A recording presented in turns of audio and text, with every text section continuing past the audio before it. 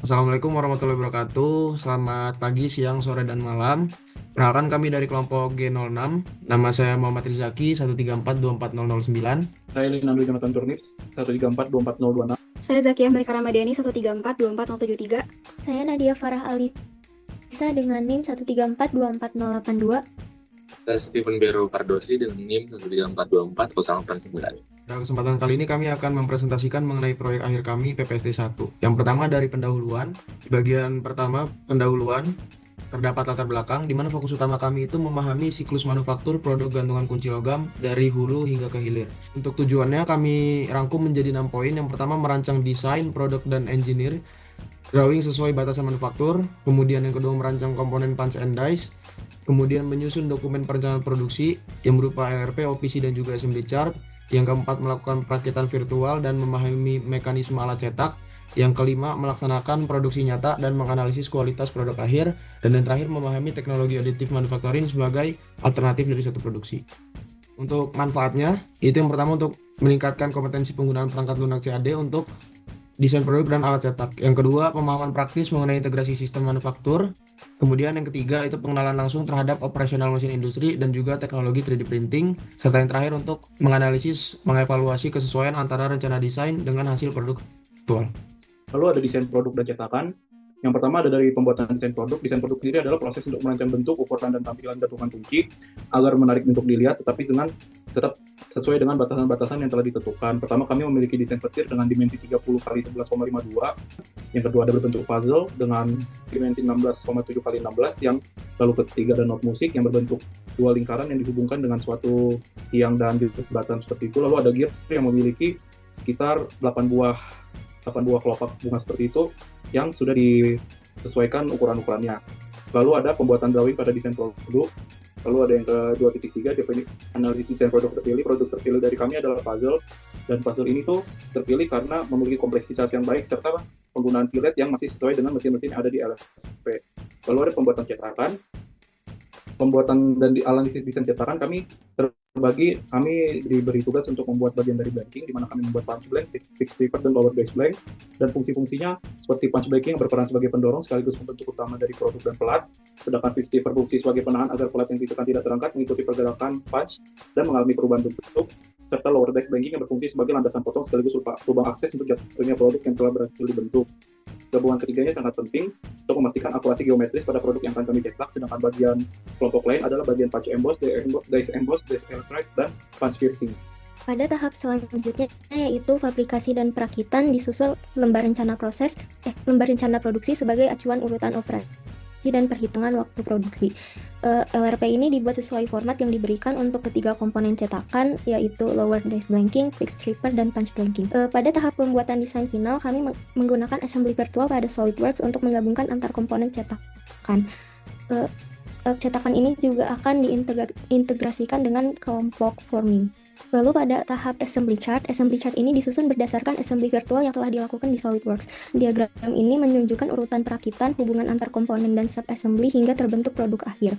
Selanjutnya adalah pembuatan operation process chart. Operation process chart ini merupakan diagram yang menggunakan simbol untuk menggambarkan urutan proses operasi dan inspeksi, termasuk perubahan atau penggabungan komponen. OPC ini dilengkapi dengan informasi waktu operasi mesin dan alat, scrap, serta penomoran operasi. Selanjutnya ada tes produksi.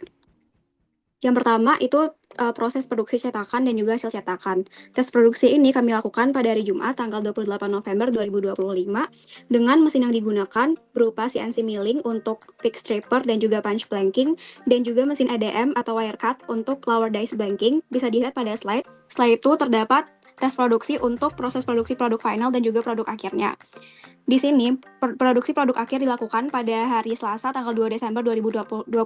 Produksi ini dilakukan menggunakan mesin press manual dengan bentuk sesuai cetakan yang telah dibuat. Baik, selanjutnya untuk additive manufacturing.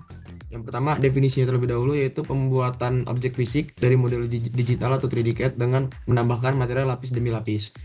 Nah, untuk tahap perancangan dan scalingnya, jadi dikonversi dari CAD ke STL dan dilanjutkan ke G-code. Kemudian untuk softwarenya itu Flashprint. Pengaturan rescalingnya itu fiturnya itu uniform scale dimatikan, kemudian sumbu Z-nya itu 3-4 mm, sumbu X dan Y-nya itu lebih dari 20 mm. Nah, untuk alur kerjanya itu dibagi dengan 4. Yang pertama itu filamen itu ditarik masuk ke extruder, kemudian dipanaskan hingga ke titik leleh. Selanjutnya nozzle itu bergerak sesuai koordinat X, Y, kemudian build plate itu turun setiap satu layer selesai. Selanjutnya solidification, yaitu material mendingin dan mengeras secara seketika. Untuk produk akhir itu dengan waktu pengerjaan total 10 menit 54 detik dengan material filamen. Dan untuk analisis hasilnya berdasarkan tekstur permukaannya, yang pertama itu terasa lebih kasar dibandingkan hasil logamnya. Kemudian juga terlihat garis-garis antar lapisannya. Kemudian untuk akurasi geometri, bentuk dasarnya sesuai dengan desainnya. Kemudian juga terlihat staircase effect pada bagian kontur yang melengkung. Untuk integritas strukturnya, produknya ringan, namun cukup kaku, dan juga tidak ditemukan cacat yang mayor. Oke, sekarang saya akan menganalisis apa yang telah kami lakukan pada PPST 1. Untuk analisis kendala, salah satunya yaitu bolt yang tidak dikasih tipe spesifikasi khusus, sehingga kami harus mencoba-coba. Lalu yang kedua, ketidaksesuaian submit file sehingga menghambat tes produksi. Yang ketiga, LRP yang tidak sesuai dengan proses sebenarnya, sehingga pada OPC terdapat ketidaksesuaian waktu produksi. Lalu untuk analisis AC dan OPC, AC yang dirancang sudah sesuai dengan rakitan pada bengkel, tapi waktu proses pada OPC salah semua karena LRP yang tidak akurat dan tidak sesuai. Yang ketiga yaitu analisis perbandingan produk dengan mesin berbeda. Perbedaan mendasarnya terletak pada material dan skala yang digunakan. Kalau pada proses CNC itu material yang digunakan adalah aluminium, sedangkan pada proses additive manufacturing material yang digunakan yaitu plastik PLA atau filamen. Oke, analisis selanjutnya yaitu analisis penyebab kecacatan. Cacat-cacat yang mungkin terjadi seperti permukaan yang memiliki standar deviasi tinggi, tidak sesuai posisi emboss pada blanking, dan juga burr dalam hasil blanking.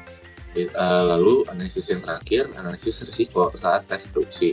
Contoh risiko yang dapat terjadi di proses drilling dan milling itu chip dapat melayang ke mata, benda kerja lepas karena klem lemah, dan tangan tersangkut pada spindle. Lalu potensi bahaya yang dapat terjadi saat proses crash and banking, itu jari dapat terjepit pada area die dan part terlempar atau terpental. Selanjutnya, kesimpulan dan saran. Kesimpulan yang kami dapat setelah melakukan praktikum perancangan sistem terintegrasi 1 PPST 1, kami berhasil memberikan pemahaman mengenai perancangan produk, pembuatan punch and dice, perencanaan produksi, serta pelaksanaan proses manufaktur melalui metode konvensional dan additive manufacturing. Setelah itu saran dari kami yaitu diperlukan penguatan materi terkait perencanaan proses produksi, khususnya pada pembuatan LRP dan OPC, serta penyediaan video penjelasan tiap modul dan feedback yang terstruktur dari asisten untuk mendukung pemahaman praktikan. Baiklah, sekian presentasi dari kelompok kami. Jika ada kesalahan, mohon dimaafkan. Selamat malam.